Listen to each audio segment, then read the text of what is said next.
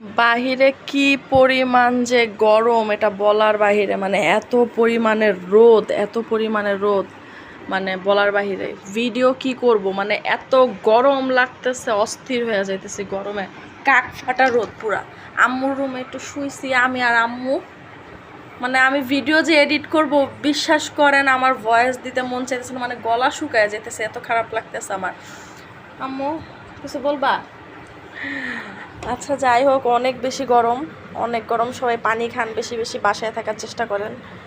আর কি বলবো, আমিও আমার বাচ্চা দুইটার একদম এসি রুমের মধ্যে ঘুম পাড়ায় আমি আম্মুর রুমে এসে বসে আছি, কারণ আম্মু এখানে একা শুয়ে আছে এর জন্য। আর প্রচণ্ড গরম। আম্মুর বাসা তো টপ ফ্লোরে, মানে উপরে, মানে 10তলা, আর উপরে হচ্ছে ছাদ।